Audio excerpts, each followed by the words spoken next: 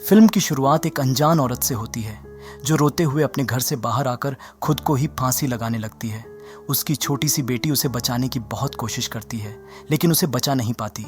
जिसके साथ ही scene shift होती है रेयान नाम के एक लड़के की तरफ, जो एक निडर, धार्मिक और भगवान पर आस्था रखने वाला लड़का होता है। वो अपनी प्रार्थना पूरी कर चुका होता है।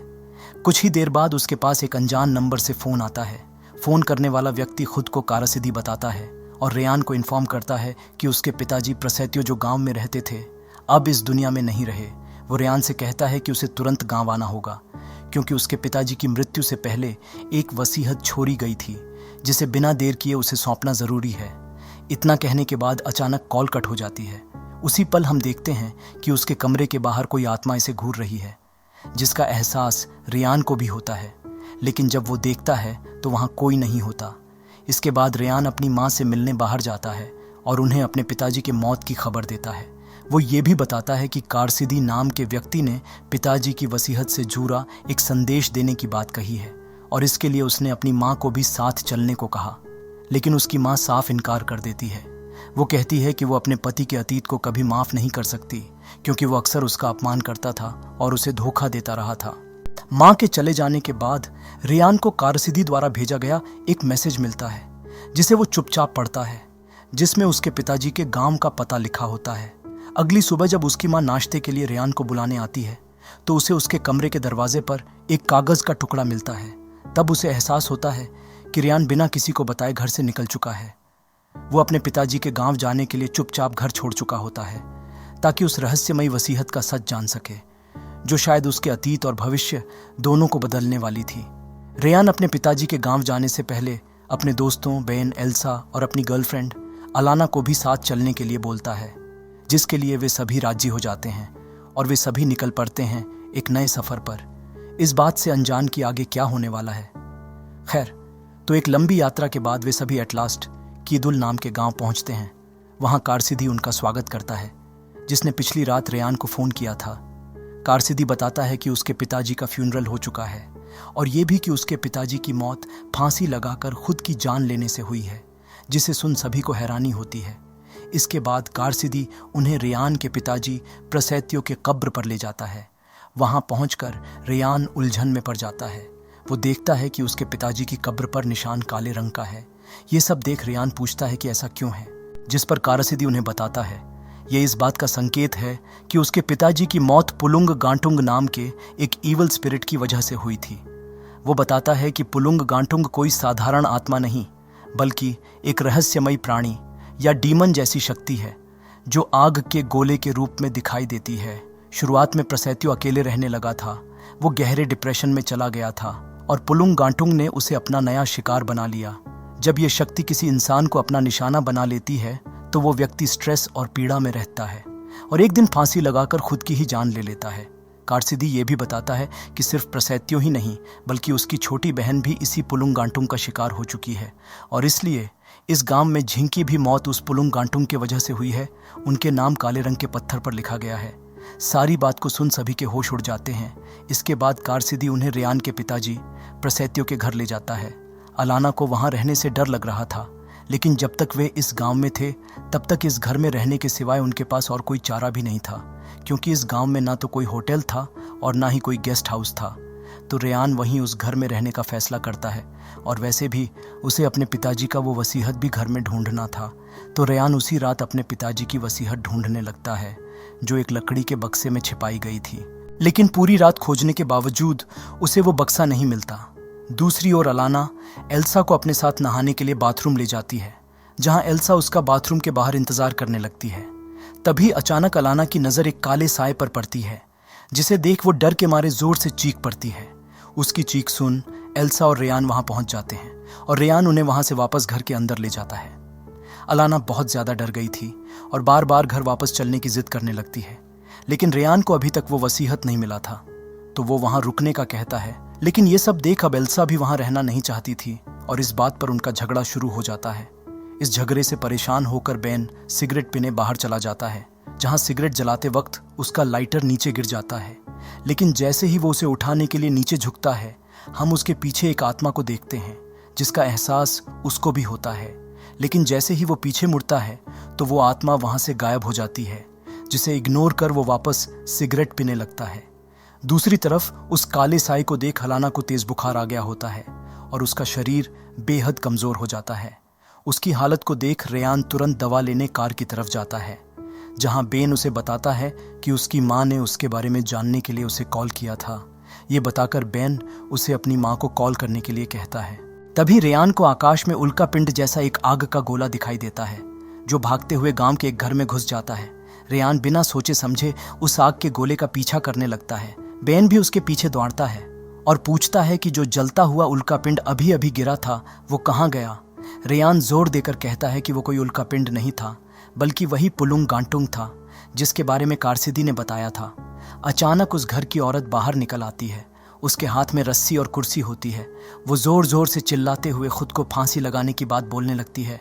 उसकी इस बात को सुन बेन और रेयान दौड़कर उसे रोकने की कोशिश करते हैं। उस औरत का पति भी दौड़ता हुआ आता है और अपनी पत्नी को बचाने की कोशिश करता है, लेकिन वो औरत पजेस्ड थी, जिस कारण वे सभी मिलकर भी उसे रोक नहीं पाए और देखते ही देखते उस औरत ने फांसी लगाकर अपनी जान दे दी। तभी वहां मिस्टर कारसिदी और गांव के कई लोग वहां पहुंच जाते हैं। इस भयानक दृश्य को देखकर रेयान का यकीन और भी मजबूत हो जाता है कि पुलुंग गांटुंग नाम की वो ईवल स्पिरिट वाकई में मौजूद है और बहुत लंबे समय से इस गांव के आसपास मंडरा रही है। जब उस औरत के शव को नीचे उतारने की तैयारी की जा रही होती है, तभी उसका चेहरा एक अलग दिशा में घूम जाता है, जिसे देख मिस्टर कारसिदी बताता है कि शव का चेहरा जिस दिशा में मुड़ा है, शायद उसी दिशा में उस ईवल स्पिरिट पुलुंग गांटुंग का अगला शिकार रहता है। जिसके बाद गांव वाले उस औरत के फ्यूनरल की तैयारी करते हैं, जहां कारसिदी धीरे से रेयान के कान में फुसफुसाने लगता है और बताता है कि माना जाता है पुलुंग गांटुंग के शिकार लोगों की आत्माएं अब भी इंसानी रूप में इस गांव भटकती रहती हैं, ताकि वे अपना गुस्सा निकाल सकें। वे उन पड़ोसियों और इंसानों को माफ नहीं करते जिन्होंने उस वक्त उनकी मदद नहीं की थी जब पुलुंग गांटुंग ने उन पर हमला किया था।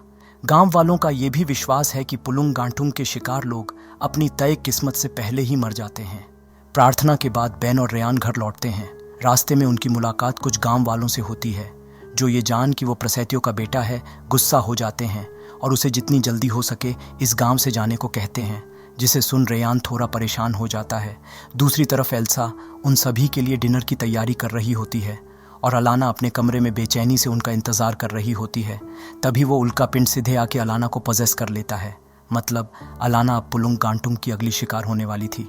अलाना की दर्द भरी चीखें सुन एल्सा घबरा जाती है और उसे बचाने के लिए दौड़ती है। इसी बीच रेयान और बेन समय पर घर पहुंच जाते हैं।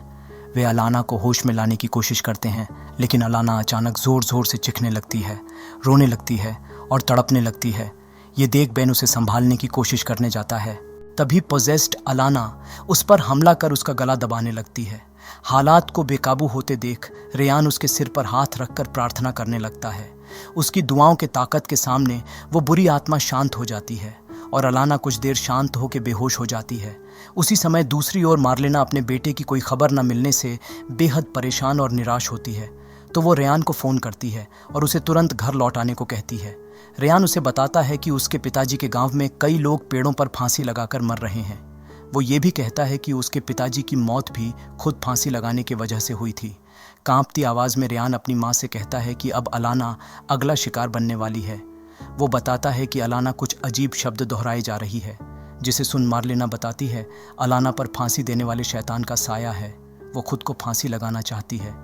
मार्लेना घबराकर रेयान से तुरंत उस गांव को छोड़ने के लिए कहती है, लेकिन इससे पहले कि मार्लेना कुछ और कह पाती तभी फ़ोन लाइन डिस्कनेक्ट हो जाता है। बिना एक पल गवाए रेयान, बेन और एल्सा अलाना को कार में बैठाकर वहाँ से निकलने की तैयारी करते हैं, क्योंकि अब ये तो साफ हो चुका होता है कि अगर वे रुके तो अगली मौत अलाना की होगी। जब वे गांव छोड़ने ही वाले होते हैं तभी उन्हें पता चलता है कि कार के सारे टायर किसी तेज चाकू से काट दिए गए हैं। आगे और पीछे दोनों टायरों में बड़े बड़े छेद होते हैं, जिससे उस हालत में जर्नी करना जानलेवा हो सकता था। गाड़ी की ऐसी हालत को देख बेन को ज़बरदस्त गुस्सा आ जाता है, क्योंकि वो कार उसके पिताजी की थी। वो रेयान पर भड़कते हुए कहता है कि इस नुकसान की जिम्मेदारी उसी को लेनी होगी और सब कुछ बदलवाना पड़ेगा। बेन घर के अंदर चला जाता है। रेयान उसकी स्थिति समझने की कोशिश करता है, लेकिन रेयान के दिमाग में और कुछ नहीं चल रहा होता सिवाय इसके कि उन्हें किसी भी हालत में उसी रात गांव छोड़ना है। दूसरी तरफ एल्सा को इंटरनेट से पता चलता है कि पिछले 5 साल में इस गांव में बहुत से लोगों ने फांसी लगाकर खुद की जान ली है, लेकिन बेन को इससे कोई फर्क नहीं पड़ता। वो इसे इग्नोर कर टायर लेने चला जाता है और लकीली उसे एक टायर मिल भी जाता है।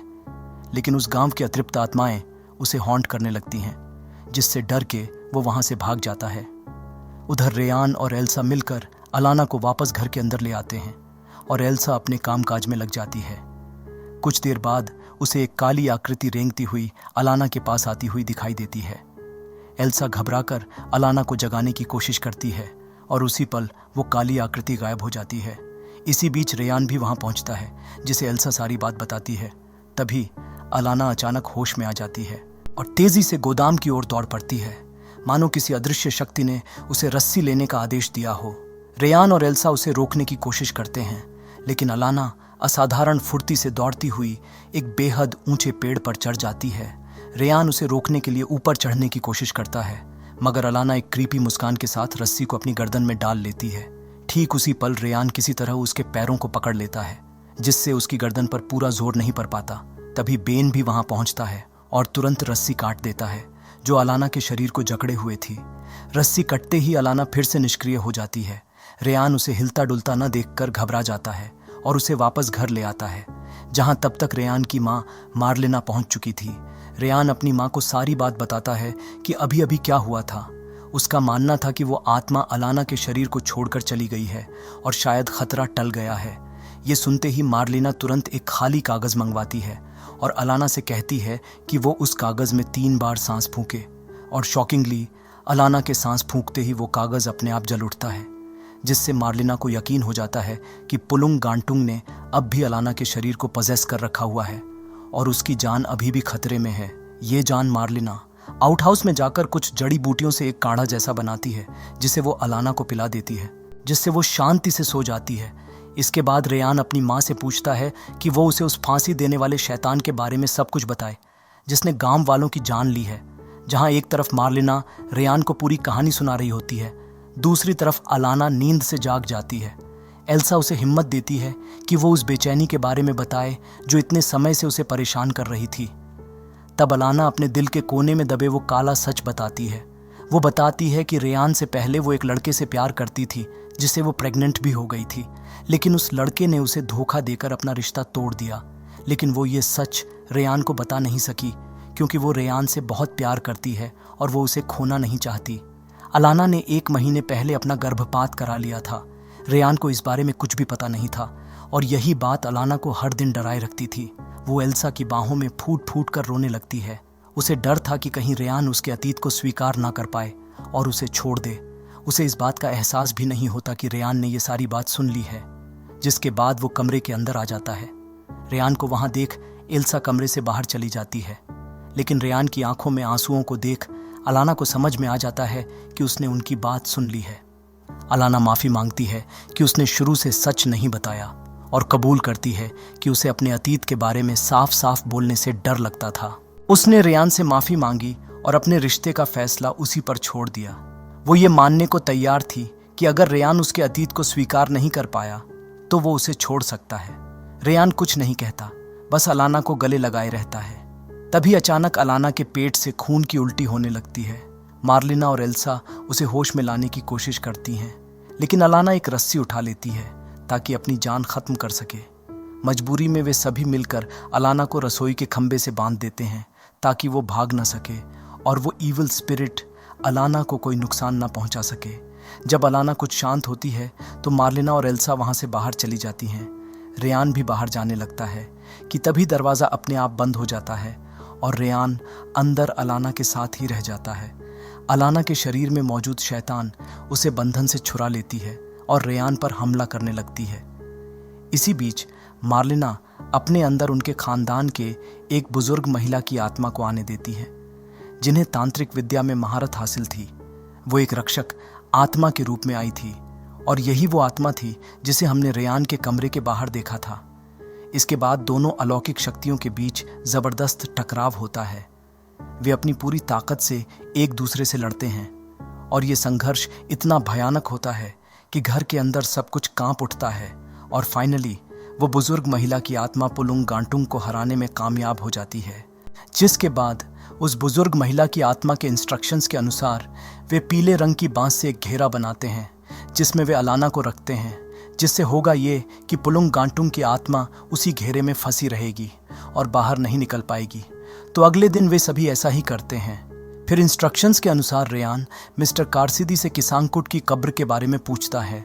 मिस्टर कारसिदी उस कब्र के बारे में जानते थे। वे बताते हैं किसांगकुट की कब्र दक्षिणी समुद्र तट के जंगल में स्थित एक गुफा में है, जहां से उन्हें किसांगकुट की अंगूठी लाकर अलाना को पहनाना था। मिस्टर कारसिदी ने बताया कि किसांगकुट पहले एक काले जादूगर के रूप में रहता था। किदुल गांव में मौजूद सभी आत्माओं पर उसी का कंट्रोल था। उसे 15 जानवरों की बलि देनी थी, लेकिन उससे पहले ही 5 साल पहले वो मर गया, जिससे ये बात साफ हो जाती है कि 5 साल पहले उसके मरने के बाद से ही ये मौत का सिलसिला शुरू हुआ था। कारसिदी ये भी बताता है कि वहाँ तक पहुँचना खतरे से खाली नहीं है, क्योंकि उस जगह की रक्षा वहाँ की ईविल स्पिरिट्स करती है। लेकिन रेयान को किसी भी हालत में उस अंगूठी को लाकर अपने प्यार को बचाना था। उनके पास वक्त बहुत कम था। उन्हें किसी भी हालत में रात होने से पहले वो अंगूठी लाना था, तो वो बेन को लेकर उसी वक्त उस खतरनाक रास्ते पर निकल गया। उनके वहां जाने के बारे में पुलुंग गांटुंग की आत्मा को पता चल जाता है।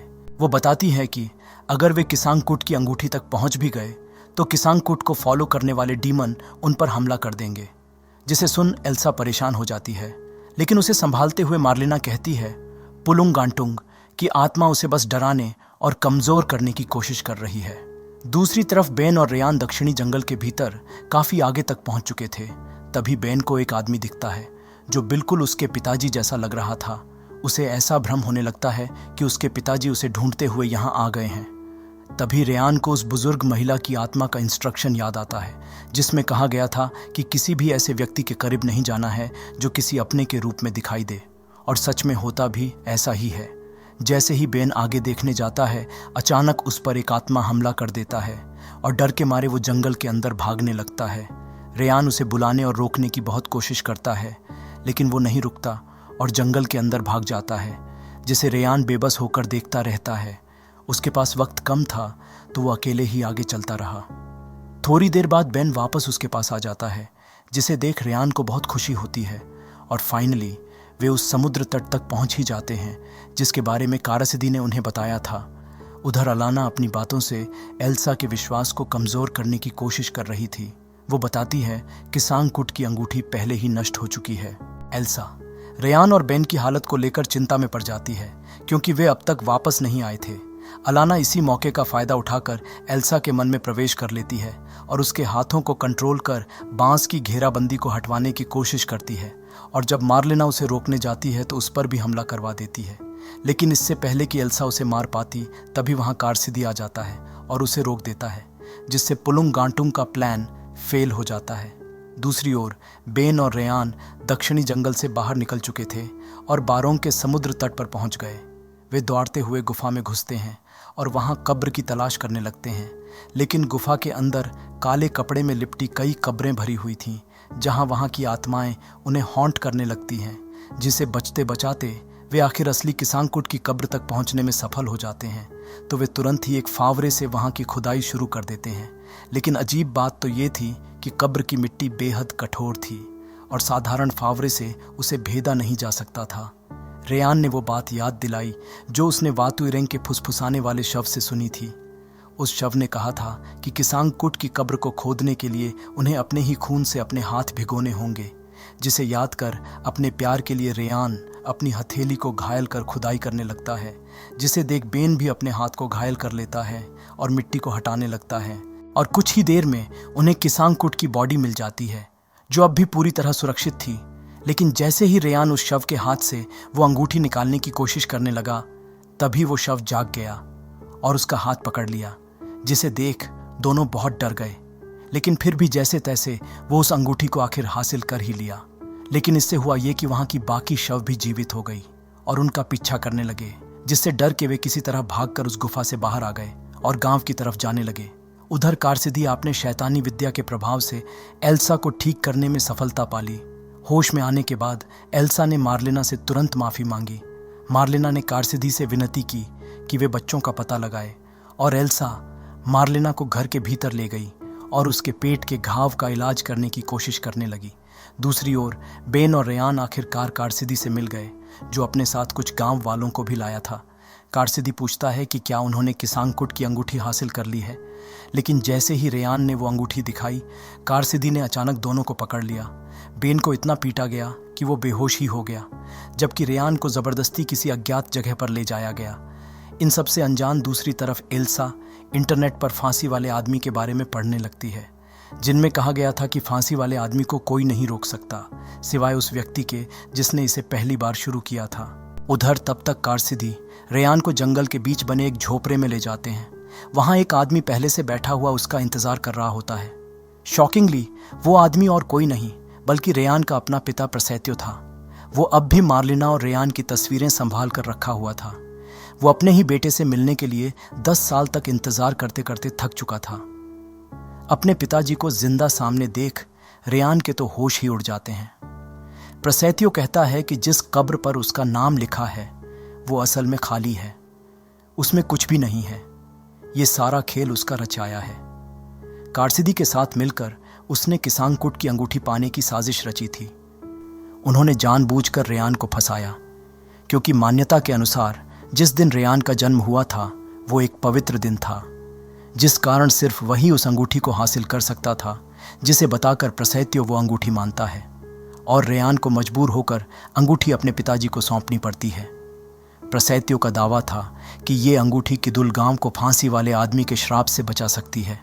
वो अपने अतीत में जो कुछ खो चुका था, उसके बाद वो गांव वालों के दुख और पीड़ा को रोककर सबके सामने महान बनना चाहता था, जिससे गांव में हर कोई उससे डरे और उसकी बात माने। मतलब सीधे तौर पर कहे तो वो इस गांव पर राज करना चाहता था। ये सब अनजाने में शुरू हुआ था, लेकिन इसी में उसे एक मौका मिल गया अपने शैतानी मंसूबों को हासिल करने का रास्ता। उस वक्त गांव में फसल का मौसम आया था। पैसों की कमी से मार्लिना थक चुकी थी। उनके पास जो जमीन थी उससे इतनी आमदनी नहीं हो पा रही थी कि घर ठीक से चल सके, और ऊपर से पिछले 3 महीनों से वे ब्याज भी नहीं चुका पा रहे थे, जिस कारण उसने तय किया कि वो अब उस खेत में सब्जी उगाएगी जो प्रसैत्यो के पूर्वजों की थी। प्रसैत्यो ने मार्लिना को रोकने की बहुत कोशिश की, ये कहते हुए कि गांव वालों के अनुसार वो जमीन पवित्र है जिसमें कोई भी अनाज नहीं उगाया जा सकता, इससे गांव में आपदाएं आएंगी। लेकिन उसकी पत्नी बेहद जिद्दी थी। जैसे ही मार्लिना ने उस खेत में फसल बोई, उसके बाद एक एक करके गांव वालों की लाशें पेड़ों से लटकी हुई मिलने लगीं। प्रसैत्यो ने मार्लिना को उसकी अपनी गलती के लिए दोषी ठहराया। उसने मार्लिना से कहा कि वो रेयान को साथ लेकर गांव छोड़ दे ताकि रेयान अगला शिकार न बने। मार्लिना के गांव से जाते ही गांव वाले प्रसैत्यो के घर पर इकट्ठा हो गए और उससे जवाब मांगने लगे। इसी बीच मार्लिना अपने बेटे रेयान को लेकर बिना पीछे मुड़े वहां से चली गई। गांव के मुखिया ने जोर देकर कहा कि जिस जमीन पर सब्जियां बोई गई थी वो फसल की पवित्र जमीन थी। भले ही वो जमीन प्रसैत्यो की विरासत थी, लेकिन वहां एक प्राचीन परंपरागत नियम था जिसे तोड़ना मना था। इसके अलावा उस जमीन पर फसल उगने के बाद कई गांव वाले एक एक करके मारे जाने लगे, जिसे कहकर गांव वाले प्रसैत्यो को बेरहमी से पिटने लगे। तभी वहां किसांगकुट आके गांव वालों को रोकता है और बताता है कि वो इस गांव को बचाएगा, और जब तक उसका वो अंगूठी उसके पास है कोई भी बुरी आत्मा इस गांव में नहीं आ पाएगा, जिसे जान सभी गांव वाले शांत हो जाते हैं और गांव में मौतें भी बंद हो गईं। लेकिन दुर्भाग्यवश किसांगकुट की मृत्यु के बाद वो अंगूठी उसी के साथ जमीन में दफना दी गई। इसके बाद फांसी वाला दानव और भी उग्र हो गया और नए शिकार खोजने लगा। एक ही रात में वो दानव कई गांव वालों की जान लेने लगा।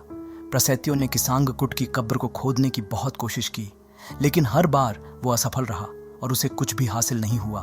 एट लास्ट उसे ये सच्चाई पता चली कि उस दानव की कब्र केवल वही व्यक्ति खोद सकता है जो किसी विशेष नियति के साथ जन्मा हो, ठीक उसी तरह जैसे रेयान का जन्म हुआ था, जिस कारण वो रेयान का फायदा उठाकर किसांगकुट की अंगूठी हासिल करने का प्लान बनाया। ये बताते हुए वो उस अंगूठी को पहन लेता है।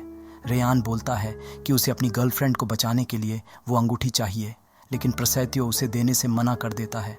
पर रेयान को तो किसी भी हालत में अपने प्यार को बचाना था, तो वो उस अंगूठी को छीन कर वहाँ से भाग जाता है। तब तक शाम के 5 बजने वाले थे। तभी बेन अकेले ही घर लौट आता है और बताता है कि अंगूठी रेयान के बैग में ही है, जिसे कारसिदी अपने साथ ले गया। ये जान सभी रेयान और अलाना के लिए परेशान हो गए और तब तक शाम के 5 बज चुके थे। अलाना के शरीर में मौजूद डीमन अचानक एक्टिव हो जाता है और उन बांस के लकड़ियों को अपने हाथ से ही उखाड़ कर फेंक देता है, जिन्हें इससे पहले छूते ही उसके हाथ जल जा रहे थे। ये देख सभी की आंखों में खौफ छा जाता है। अलाना ने तुरंत एक रस्सी उठा ली, जिसे देख सभी को समझ में आ गया कि वो क्या करने वाली है। बेन और बाकी सब मिलकर उसे रोकने की कोशिश करने लगे, लेकिन देखते ही देखते वो एक बहुत ऊंचे पेड़ पर चढ़कर फांसी लगा ली। तभी रेयान वहां आ गया और बेन ने रस्सी खोल दी और रेयान ने अलाना को पेड़ से नीचे उतारा। रेयान ने उसे होश में लाने की बहुत कोशिश की, लेकिन अलाना फिर भी होश में नहीं आई। जैसे जैसे आसमान अंधेरा होने लगा, अलाना की आत्मा एक अलग दुनिया में फंस गई। उस बुजुर्ग महिला की आत्मा एक बार फिर मार्लिना को पोजेस कर सबके सामने आई और बताया अलाना की आत्मा फांसी वाले डीमन की दुनिया में चली गई है। वो रेयान को तुरंत किसांकुट की अंगूठी अलाना के उंगली में पहनाने के लिए बोलती है, लेकिन जैसे ही रेयान अंगूठी पहनाने वाला होता है, अचानक प्रसैत्यो वहां आके रेयान से वो अंगूठी छीनकर भाग जाता है, जिसे देख रेयान और बेन उसके पीछे पीछे दौड़ते हैं। उधर प्रसैत्यो कारसिदी के साथ जंगल में छिप जाता है। अंगूठी उसकी उंगली में थी। उसने कहा कि वो किसांकुट की उस शक्ति को उजागर नहीं करेगा जो सभी आत्माओं को वश में कर सकती है। उसका मानना था कि वो स्वयं किसांकुट की तरह एक फेमस पर्सन बन सकता है। जैसे वो जीवित रहते समय था, उसने अंगूठी पर मंत्र पढ़े और दक्षिणी जंगल के पहरेदारों को जगा दिया ताकि वे रेयान को इस एक रात के लिए रोक दें। एक एक करके पोकोंग के भयानक रूप रेयान और बेन के सामने प्रकट होने लगे। पोकोंगों का एक समूह उन्हें चारों ओर से घेर लेता है, जिससे उनके बचने का कोई रास्ता नहीं बचता। रेयान और बेन पोकोंगों की कतारों को चीरते हुए आगे बढ़ते हैं और प्रसैत्यो के सामने पहुंच जाते हैं। रेयान अपने पिताजी से विनती करता है कि वो कुछ देर के लिए अंगूठी उसे दे दें, लेकिन प्रसैत्यो जिद करता है कि जो अंगूठी एक बार उसकी उंगली में जड़ चुकी है उसे फिर से हटाया नहीं जा सकता। जिसे सुन उनमें लड़ाई शुरू हो जाती है और रेयान किसी तरह प्रसैत्यो की उंगली से उस अंगूठी को हासिल करने में कामयाब हो जाता है। उधर अलाना लगभग मर चुकी होती है, क्योंकि उस पर पोकोंग की रस्सी बंधी हुई थी। सवेरा होने से ठीक 5 मिनट पहले रेयान वहां पहुंच जाता है और अंगूठी अलाना की उंगली में पहना देता है, जिससे वो अपने प्यार को बचाने में सफल हो जाता है। प्रसैत्यो फिर से अंगूठी छीनने की कोशिश करता है, लेकिन मार्लिना उसे रोक देती है। तभी अलाना के शरीर से डीमन बाहर निकलकर प्रसैत्यो पर हमला कर देता है। उसका शरीर जलकर पूरी तरह नष्ट हो जाता है और उसकी मृत्यु हो जाती है। अगली सुबह रेयान, बेन और अलाना मार्लिना के साथ शहर लौट जाते हैं। रेयान अंगूठी को खेत के बीचों बीच फेंक देता है ताकि कोई भी उस अंगूठी का गलत इस्तेमाल ना कर सके, जिसके साथ ही ये आखिरी सीन भी यहीं कट हो जाती है। दोस्तों, अगर आपको ये एक्सप्लेनेशन अच्छी लगी हो तो इसे लाइक कर देना, और अभी तक सब्सक्राइब नहीं किए हो तो सब्सक्राइब भी कर देना। इसी के साथ ये मूवी यहीं समाप्त हो जाती है। तो चलिए मिलते हैं दूसरी मूवी एक्सप्लेनेशन में, जहां डर का बसेरा हो।